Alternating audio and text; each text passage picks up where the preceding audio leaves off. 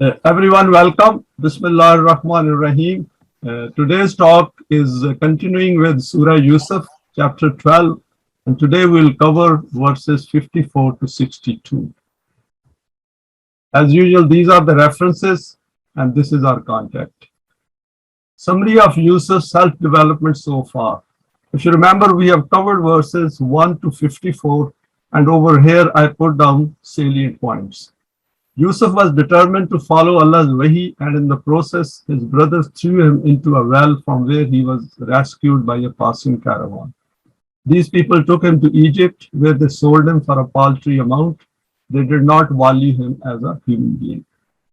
The Aziz of Egypt bought him to work for him in his home. Probably he was looking for a slave or a servant or both. Yusuf worked hard, acquired an eminent self, and learned all about aspects of state affairs. He attained full adulthood, and Allah declared Yusuf to be among Muslimin based on his Iman and Saleh deeds. Next is the wife of Aziz plotted to seduce Yusuf, which he opposed with his full determination, and he was successful in proving his innocence. The wife of Aziz became vindictive and schemed with the help of other women of the elite in society, and Yusuf ended up in prison. Yusuf remained in prison for a number of years.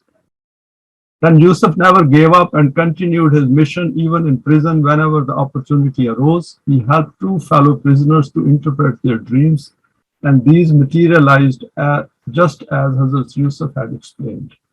One prisoner was released but forgot to mention Yusuf's case to the king. The king saw a dream, and this ex-prisoner conveyed the interpretation of this dream by Hazrat Yusuf to the king. Yusuf got his case investigated and was declared innocent, and thus was released from the prison. So from here we now start the next part. Verses 54-55, and Yusuf meets the king, issues discussed in detail.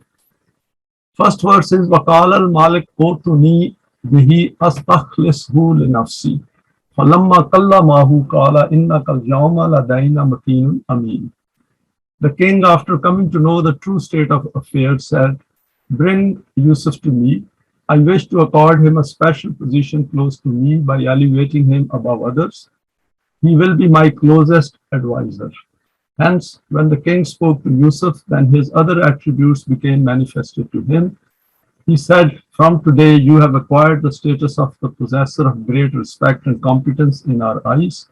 Your trustworthiness and integrity have been proven." The next verse is Qala aj'alni ala khazain al-ardi inni hafizun alim. So he had a good discussion with the king, and some of these points I have covered subsequently. And over here now Yusuf told him, Yusuf said to the king that the secret of prosperity of the nation of Egypt lies concealed in the riches of its land. Place the responsibility of these treasures, the produce of the land and economic affairs, in my control. I will protect these because I know how this is done. Now, king sums up his criteria for selection of Yusuf. Note that the king states that he has selected Yusuf for his own self, that is, for king himself to manage state affairs. This is initially based on two appraisals. Firstly, the identification of the problem and solution based on potential evidence, i.e. 7 years of good produce from the land, and then to use this to counter the effect of subsequent years of famine. For this, the king recognized that he has no one to do it. This is important, that the king recognized it. So he had the ability to recognize the potentials of others, or he achieved this when he went through the whole process of investigation and then talking to Hazrat Yusuf. He knew it from the kind of response he received to his dream, because others couldn't interpret his dream. They even said that we don't know, this is all confusing. This reflected the knowledge and intellectual acumen of Yusuf and his very high eminence which he had achieved by then. Secondly, the moral character of Yusuf, where he refuses to leave the prison despite the offer from the king and desires his case to be investigated first. This is a hallmark of Hazrat Yusuf's character, that he refused to come out of the prison until he is proven innocent. This, combined with the first aspect, moves the king to declare him to be Amin. Competence and trustworthiness are important character attributes to get things accomplished. An education system should promote these aspects. For Deen, we look for these character attributes together with others. So I thought we should look at it, that what is in it for us. In the second verse, Yusuf also adds to this aspect by calling himself Hafizun Alim.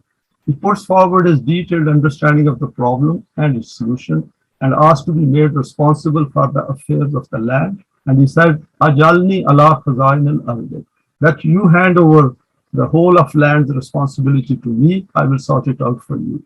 An important point for us here is that if we have the competence to do something, then we need to have confidence and desire to offer our service for a potential job and to not hold back. I.e., if some opportunity arises, or we make an effort to create an opportunity. The important point which I thought is that, for example, when we apply for a job, we offer our services to that particular, against that job, and we submit our CV. So it is nothing new over here. In a human world, it is human beings who do the job. So if somebody is competent and he or she do not offer their service, then some incompetent fellow will be in that place. And we know that the incompetent people, what they do to any job. Here Yusuf has availed this opportunity and put forward his expertise for the good of the people. Because over here people are involved, there is an impending famine coming. And Yusuf cannot hold back his competence. And the king accepts it because he knows there is no one else there of such chastity, honesty, and competence. He appears to have an aptitude for this. Otherwise, if he was egocentric, then with the acquittal of Yusuf, he would not have taken matters any further. This point, I put it down at a later stage, or at a later stage of putting these slides together, that human beings, he could have said that a slave and a prisoner, why should I put him at such a high responsibility? But he was not a sort of a person for whom his own ego was important. However, here the issue as a king, as a leader, was that he should find a person, or the person is presenting himself who can get the job done. He recognized it, and then he took it on as a challenge. So essentially, Yusuf, in king, there were some good qualities in him, which were prone towards selecting good human beings or eminent human beings. So he recognized the potential of Yusuf. Further elaboration in these two verses, that is 54 and 55.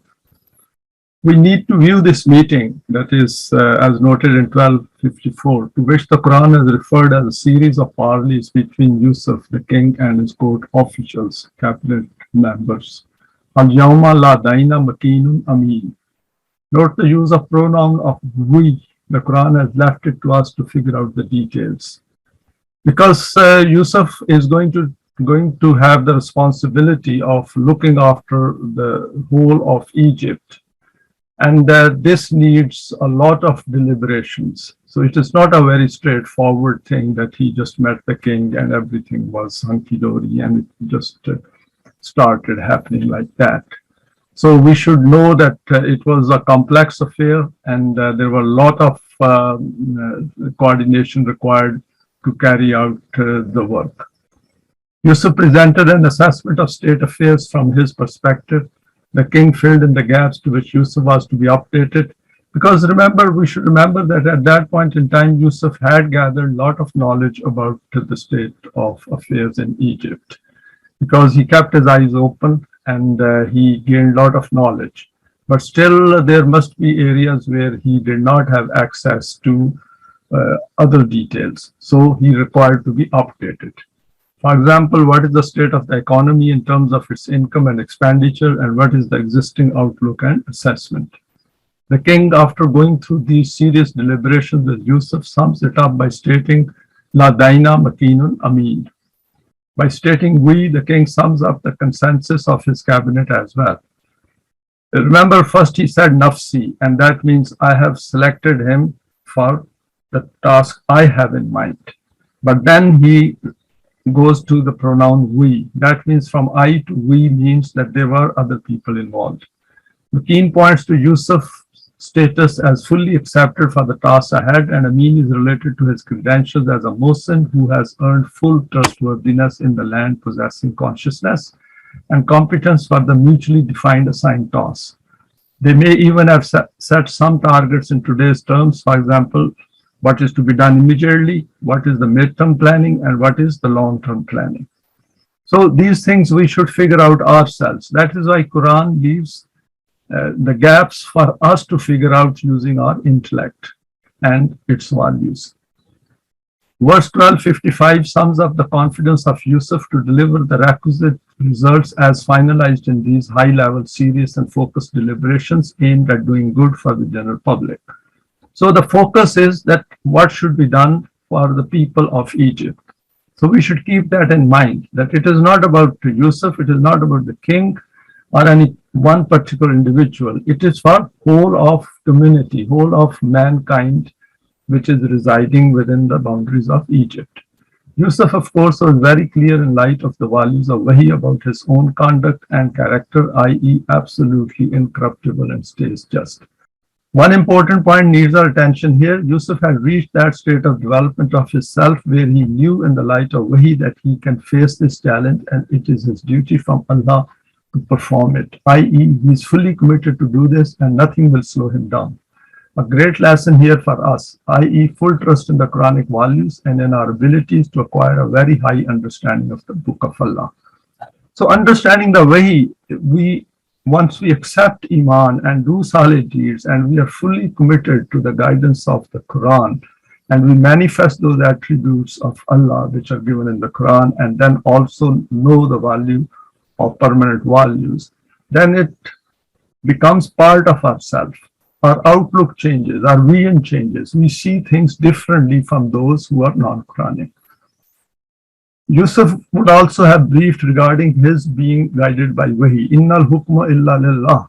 Now we should keep it in mind that Yusuf, while in the prison, he gave that sermon, that talk to his fellow prisoners, in which he said, Innal hukma illa lillah, that I follow the hukum of Allah and there is no other hukum except Allah's. And this is the man of Wahi who has accepted the guidance of Allah's Wahi, and he's all the time working within that and thinking within that. And this is important that Yusuf must have mentioned to the king as well at some stage of his deliberations with him, that the only way to get these things sorted out is to work within the values of the Wahi. This is to be assumed. It may have been at the outset or maybe later. The timing is really not an issue over here, as long as Yusuf discussed with the king and his cabinet that this is how the things are going to be and these are the values within which we will follow and then we will get Allah's help. It is unlikely he would have delayed it, as this needs to be stated at the outset to leave no doubt in the mind of the king what is the driving force behind this whole assignment. Now, next, what I have done is, this is quoted in the meanings of the Quran, Untitled Chapter, Volume 7, and I thought this is a good paragraph from the Bible, and I would like to share it with you in two parts. In Genesis 47, 13 to 26, it is noted. Please note the tampering aspect as well. As I will go through it, just keep it in mind that this is the tampered version of Allah's Wahi, or what is historically reported. Now there was no bread in all the land because the famine was very severe, and the land of Egypt and the land of Canaan became exhausted as a result of famine. And Joseph went on picking up all the money that was to be found in the land of Egypt and in the land of Canaan for the cereals which people were buying, and Joseph kept bringing the money into Pharaoh's house. So this is essentially reporting during the famine. In time, the money from the land of Egypt and the land of Canaan was spent, and all the Egyptians began coming to Joseph, saying, Give us bread, for why should we die in front of you, because money has run out? Then Joseph said, Hand over your livestock, and I shall give you bread in exchange for your livestock, if money has run out. And they began bringing their livestock to Joseph, and Joseph kept giving them bread in exchange for their horses and livestock of the flock, and the livestock of the herd and asses, and he kept providing them with bread in exchange for all their livestock during that year. So progressively, this paragraph shows that what was happening during the period of famine. Gradually that year came to its close, and they began coming to him in the next year and saying to him, "We shall not hide it from my Lord, but the money and the stock of domestic animals have been spent to my Lord. There remains naught left before my Lord but our bodies and our land. Why should we die before your eyes, both we and our land?" See, the account is very much infested, should I say, contaminated with human emotions. It continues, "Buy us and our land for bread, and we together with our land will become slaves to Pharaoh, and give us seed that we may live and not die, and our land not to be desolate." So whoever has written this paragraph, and from the impressions he had, he likes making people slaves. And we cannot imagine from the Quran that Yusuf would have treated them as slaves. So Joseph bought all the land of the Egyptians for Pharaoh, because the Egyptians sold each one his field, for famine had a strong grip on them, and the land came to be Pharaoh's. And for the people, he removed them into cities from one end of the territory of Egypt to its other end. Only the land of the priests he did not buy, because the rations for priests were from Pharaoh, and they ate their rations that Pharaoh gave them. That is why they did not sell their land. So we can see the religious clergy, how they also had very close companionship or closeness to the king at the top. Then Joseph said to the people, "See, I have today bought you and your land for Pharaoh. Here is seed for you, and you must sow the land with it. When it had resulted and produced, then you must give a fifth to Pharaoh, but 4 parts will become yours as seed for the field, and as food for you and for those who are in your houses, and for your little ones to eat." Consequently, they said, "You have preserved our lives. Let us find favor in the eyes of my Lord, and we will become slaves to Pharaoh." And Joseph proceeded to make it a decree down to this day over the landed state of Egypt for Pharaoh to have to the amount of a fifth. Only the land of the priests as a distinct group did not become Pharaoh's. So what comes out of this paragraph is that some reformation of lands was carried out at that time by Yusuf, but we don't know exactly. We can only figure it out. But what is noted over here is that there are a lot of contradictions within these statements, but I'll leave it there, and we can figure it out in our own time. Note 3 stages in which it is noted here. First, money from people was taken, then their livestock was taken, and finally their land towards the end. So there is no mention of this, because I went through the whole account in Bible, and no mention of it, that how it was planned by Yusuf, because he already knew that famine is coming. And a person with his stature would have done a lot before the famine arrived. They would have planned everything. We can note obvious contradictions in this paragraph. Few points are clear: that Yusuf managed the land and its produce very effectively. The rest should be seen in the light of the Quran, i.e., how a moment, muttaqi, Muslim self will conduct itself. Now, likely steps taken by Yusuf to address the forecasted famine. Now, this is my conclusion from what is so far we have gone through. When Yusuf requested the king to make him responsible for the management of the treasures of land, which includes minerals, harvests, etc., by saying, "Aj'alni ala khaza'in al-ardi inni hafizun alim," he literally identified the problem and directed his focus of attention to solving the challenges facing Egypt at that time. Second is, in his interpretation, he said that the first 7 years will yield the maximum harvest from the land, so that sufficient could be saved for the coming years of famine. This is very important. He is planning in advance. This essentially means to derive double the produce from the land, otherwise it will fall short of the needs of the people. He would also have had to create extra storage facilities. So these 7 years he did not waste. And this is what I extrapolate from all this, that he would have made sure that in this 7 years, land should be managed in such a way, its ownership should be managed in such a way that they can get 100% extra produce, which they were getting at that point in time, that is under normal conditions. Only then they can meet the requirements and needs of the next 7 years. And second is, there's always storage facilities. Farmers have some kind of a storage within their own houses, but now he has to look at it that how much is available in a decentralized form and how much centralized storage facilities have to be created. This required radical measures, but on a progressive scale, as the rich and powerful were not going to give up control of their lands easily. This is also, we should keep it in mind that it was not that the first day Yusuf would have told king that I would like to have the possession of all the land. And whatever measures they had to take was gradually on a progressive evolutionary pace. The Quran has not given any further details about this, but the excerpt from the Torah, though tampered with, points to some possible aspects.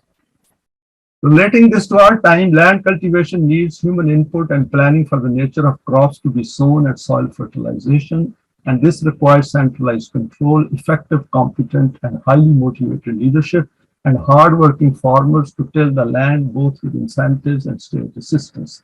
I put it down that because it is the farmers who are the backbones of any agricultural economy, and they had to be taken on board and they had to be motivated and they have to be informed as well that what is coming and we have to get ready for that. We have to assume that all this came from Yusuf, who understood this at a fundamental level that all land belongs to Allah as noted in the Quran. Yusuf would have faced resistance by the vested interests, but with impending famines staring them in the eyes, the king seems to have supported all of his plans. There is a lesson here for us. The law of equital does not spare anyone, and we need to provide education, training, and real-life examples to draw everyone's attention to this fact. The Quran has asked us to warn people on a continuous basis about what they are sending forward for their future. Because Quran has always said that you should watch out what you are sending forward for your tomorrow. Because if you don't watch out, then you will get a surprise once the evil results of your deeds reach you a little later in life.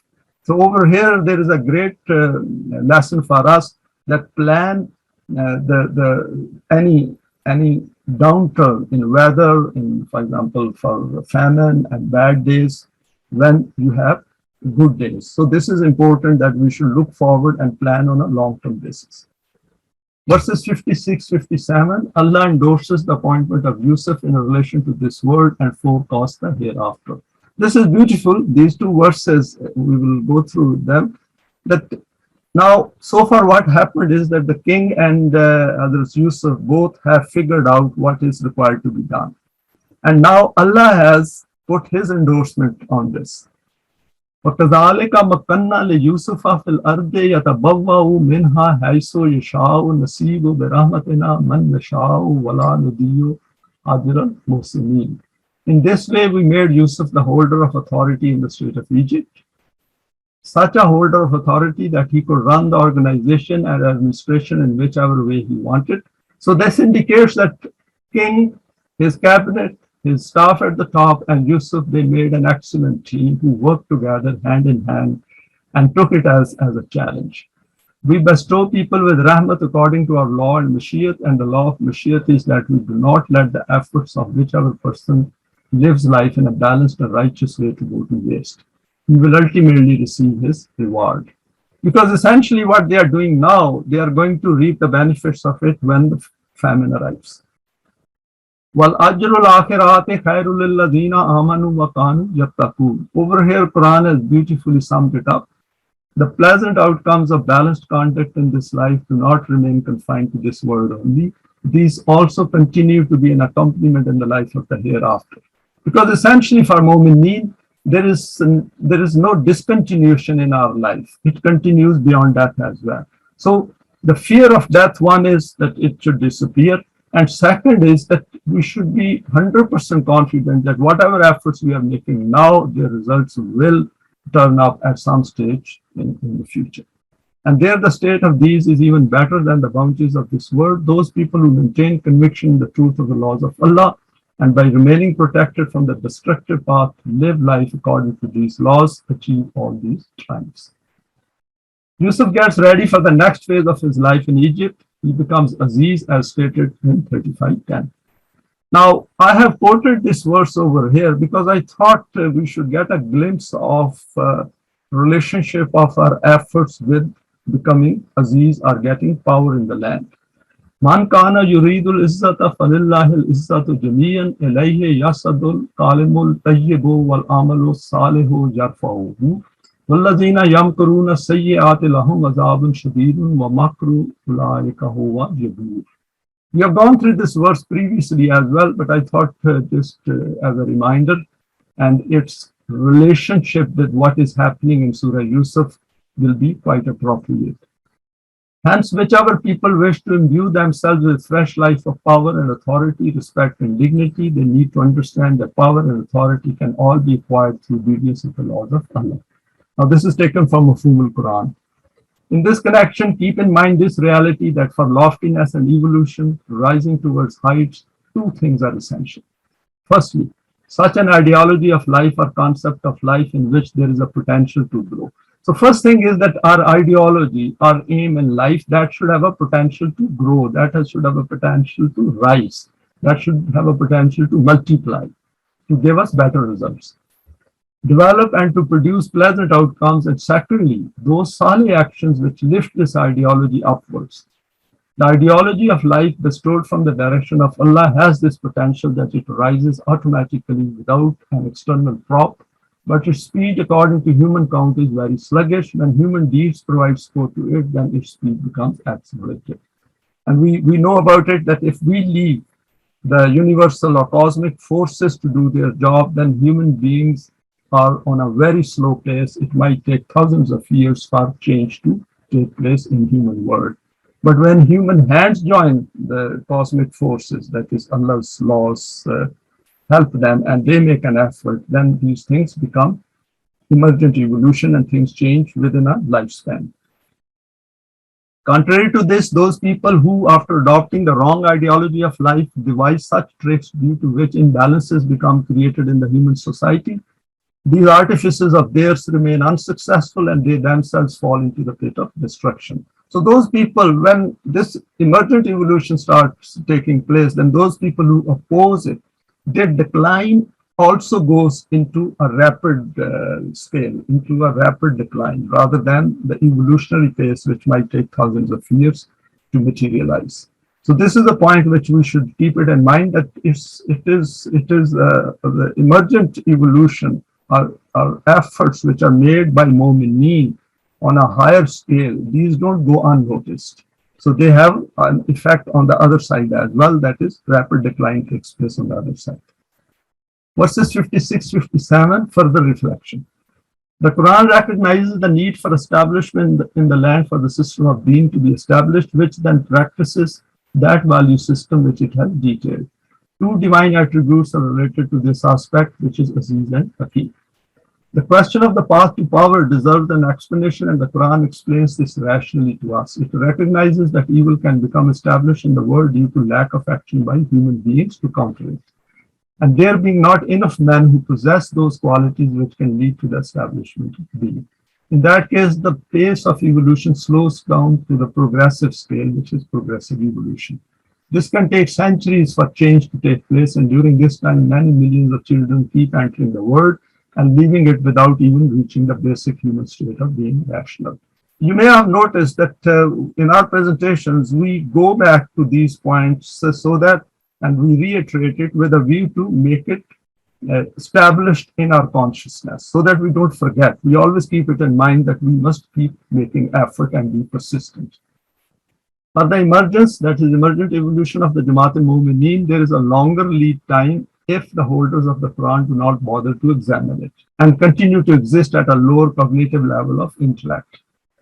In such conditions, a darkness descends on humanity where it takes time for men of understanding like Yusuf, Musa, Muhammad to rise up and question the system around them.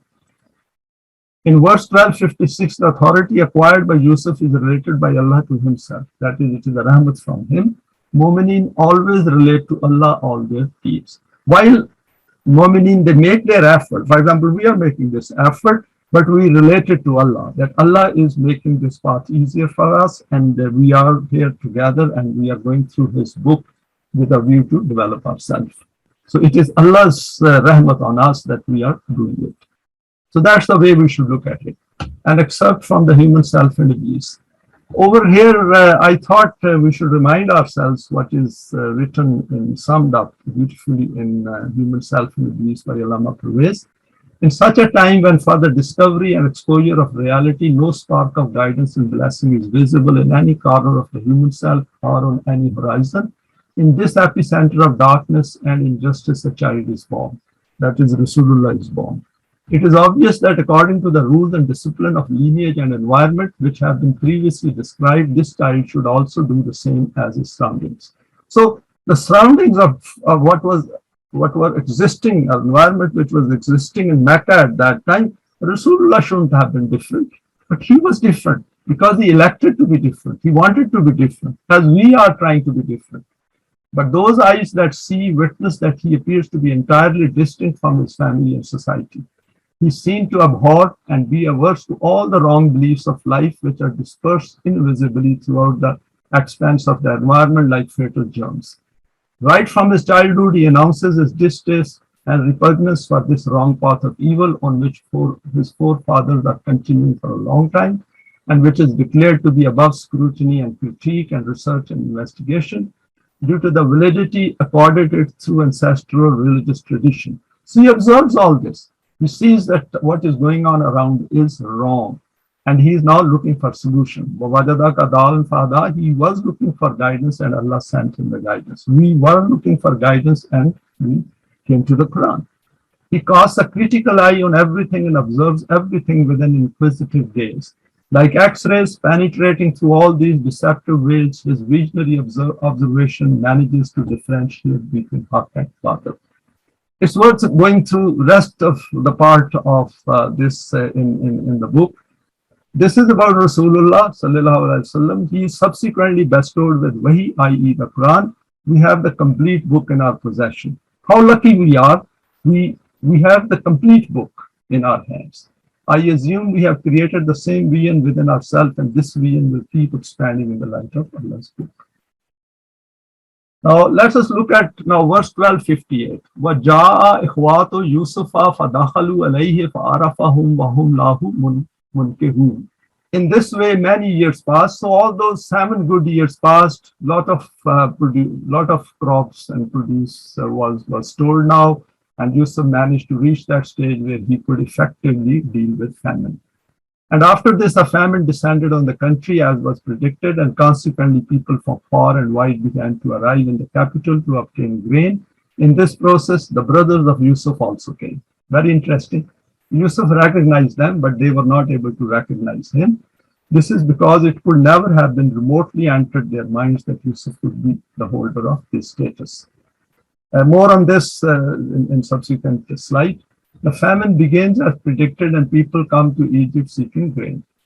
Now, the first point which I have noted over here out of interest is, if we roughly calculate the number of years since Yusuf left Canaan, then the figure is youth to adulthood around 7 years. I just made it up. I thought if he arrived in the age of, let's say, 13 or 15, then adulthood will take about 7 years. About 3 to 5 years in prison, he stayed. Another 7 years of good harvest, then perhaps a further 3 more years into famine and low yield area. So brothers wouldn't have arrived right the first year. They would have arrived after a few years because they would also have some kind of a storage in the house. And then always, even during famine, there are limited capacity of producing some crops, and they will also have some cattle and sheep. Total comes in the range of 20 to 22 years. Now, this is just a rough estimate.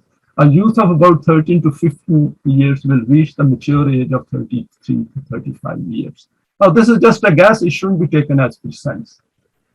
Yusuf's brothers also arrive in Egypt at the station established for the distribution of cereals to the famine-stricken people. It is possible that different stations may be established to provide help, and the one where Yusuf was, this may be for those who arrive from outside. Now, this is my own assessment, that if Yusuf wanted to meet up with his brothers, then he has to be placed. Aziz doesn't have to be on every station. He will just go around and check if everything is fine. So what he must have done was, or he should have done was, that a station was established closer to that site from where people or caravans from Canaan were going to come. And he was there just to see that when his brothers arrived, because he expected them to arrive at some point in time. Yusuf's brothers failed to recognize him, one, because he had aged, and two, they could not have been remotely imagined that he could reach this stature. Another reason is that they had their own stress and worry, feeling vulnerable about getting help in a foreign land.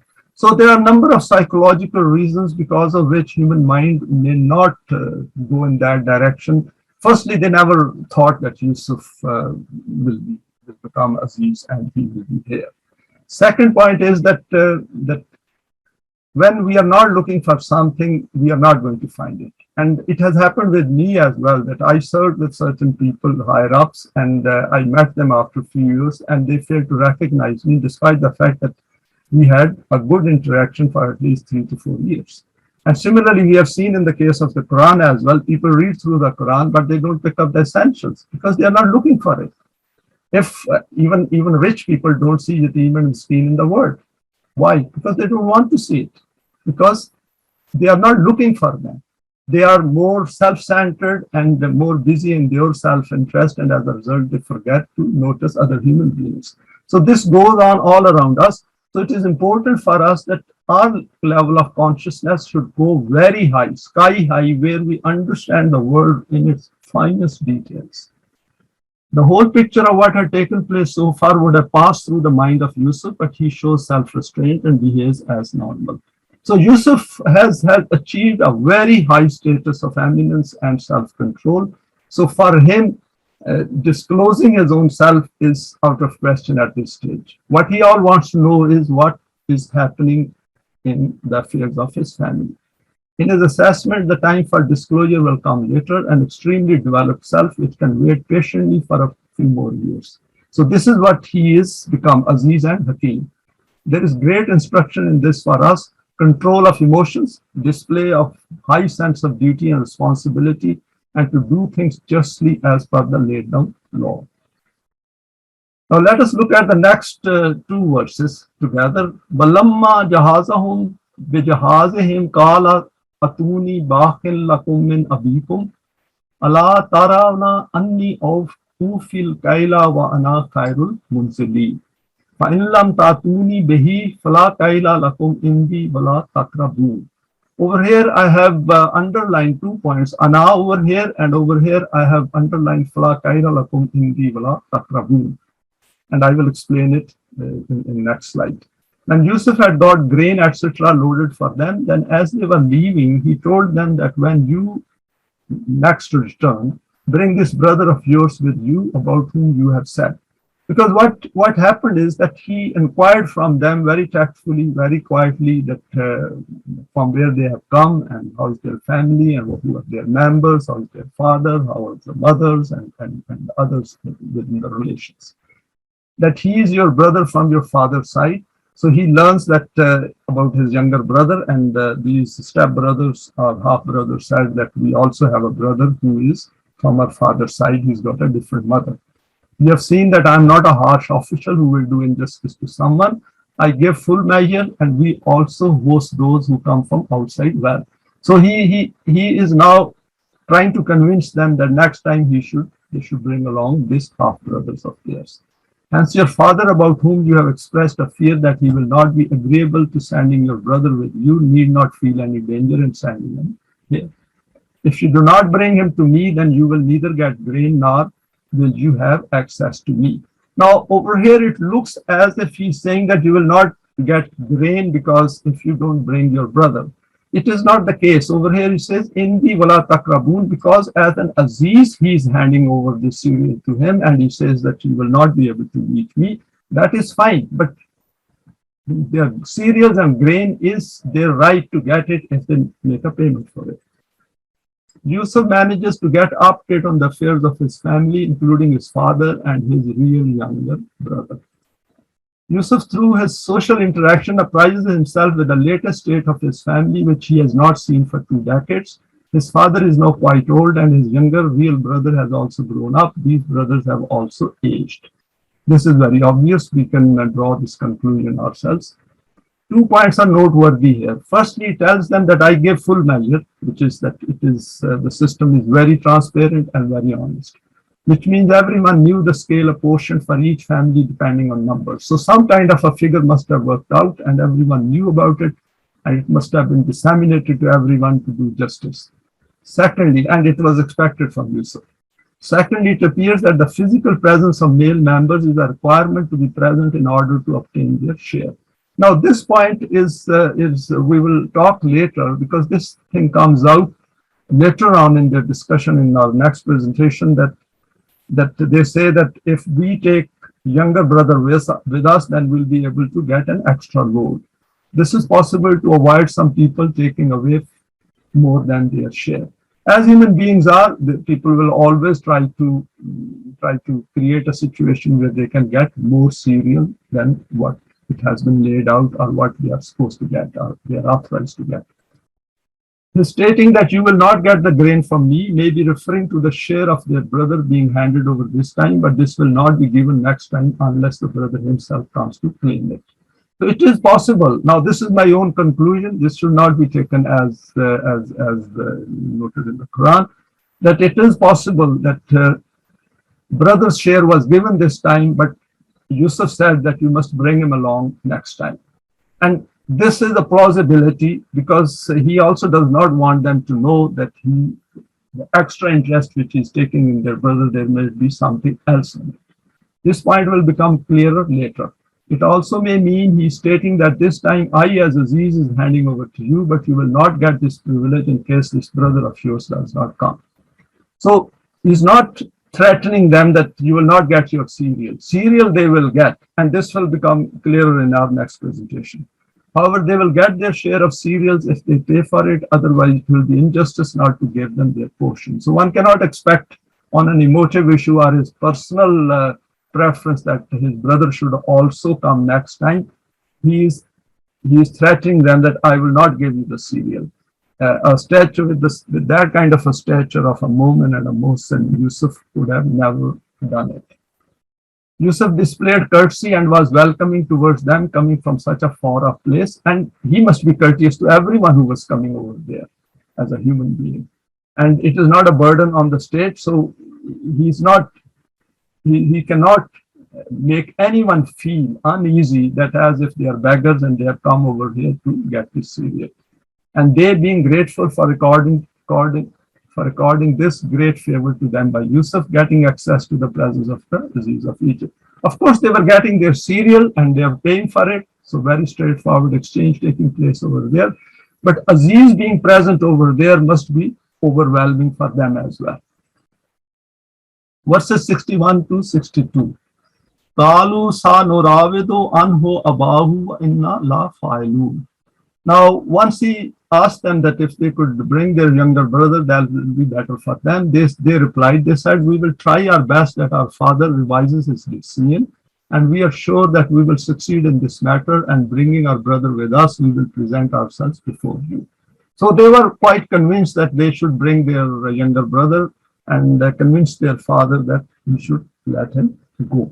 وَقَالَ لِفِتْيَانِهِ أَجْعَلُوا بِذَاتَهُمْ فِي رِحَالِهِمْ لَعَلَّهُمْ يَعْرِفُونَهَا إِذَا انْقَلَبُوا إِلَىٰ أَهْلِهِمْ لَعَلَّهُمْ يَرْجِعُونَ. Yusuf told his men that the money with which they have purchased the grain from my side, put it in their sacks in such a way that when they reach home and open their load, this money should appear before them and they recognize that it is their own money, and in this way they return to obtain grain. Now, point noted over here is that he put their money back into their sacks so that once they go back, they realize that they have been, as a goodwill, they have got their money back as well. And we have to assume that Hazrat Yusuf did not put it there from the side of the state, because that would have been not justice.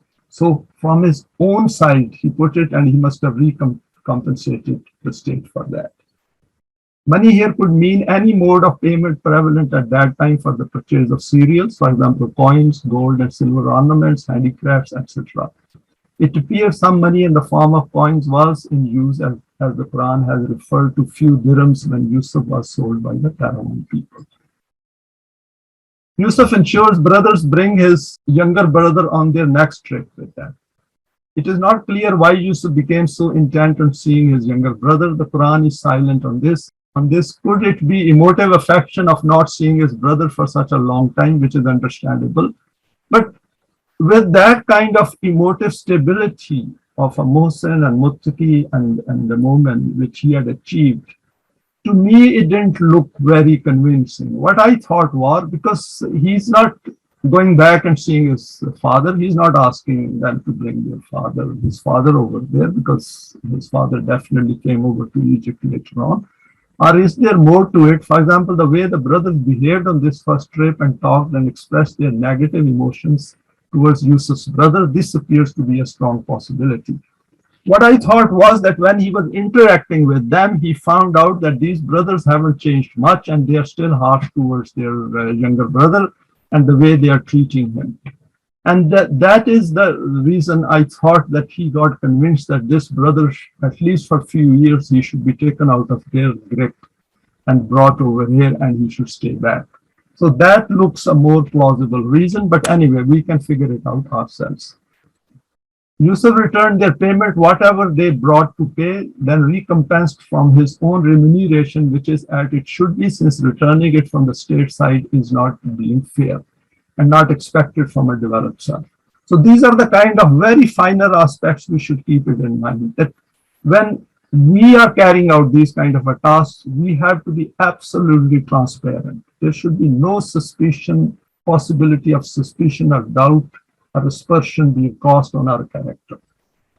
Yusuf understood human psyche at a basic level, which becomes flattered by the courteous attention paid it by the Aziz of Egypt.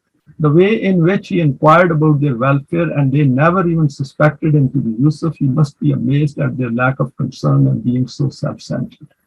Then courteously insisting that they bring his brother next time to Egypt and finally returning their payment as well.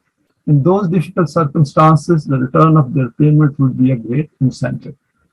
The brothers returned very pleased with their trip and fully determined to bring their younger brother back with them after convincing their father. However, it was not that easy, as we will find out next. Failing to recognize Yusuf is amazing over here, that human mind, if it does not wish to look for something, then it will not. A doctor can miss the obvious symptoms if he is not looking for them. We, while driving, if not attentive, can miss to see obvious big landmark on our way to work for years. This is the reason that people do not see Yatim and Miskin in the world and cannot relate with them as human beings, because we do not relate with them as equals. And this is a big character failing on our part. This is the reason that the Quran puts repeated emphasis to awaken this side of our psyche to become alive to the issues of our world. Where is Yusuf in this account so far? That is verses 1 to 62 now. And if you remember, I shared a similar slide in our previous presentation, the timeline of the phases of Yusuf's life so far. First is Yusuf chooses to be different at a fairly young age and starts to benefit from the guidance of Wahi from his father, Yaqub. Then is Yusuf's brother disapprove of this and decide to throw him in a well. Yusuf is rescued by a caravan and sold in Egypt as a slave. Yusuf, through his efforts, despite constraints, gains education, training, develops himself to become Mohsen. This prepares him for the coming challenges of life. Yusuf is confronted with a major challenge from the side of the wife of Aziz. He proves his innocence by staying firmly on the values of Wahi. Yusuf faces another concerted effort of Batil to implicate him in another conspiracy by women in power. He refuses to comply and lands in prison. Yusuf interprets king's dream and asks the king to investigate the matter, stands vindicated by an inquiry. The woman accepts their deliberate plotting against Yusuf. And finally, now this is the stage where he is. The king holds parleys with Yusuf, and after deliberations, Yusuf becomes Aziz with wide-ranging responsibility and power to manage the economic and other affairs of the state of Egypt. And with that, we come to the end of this presentation. Thank you for listening and sharing it with me.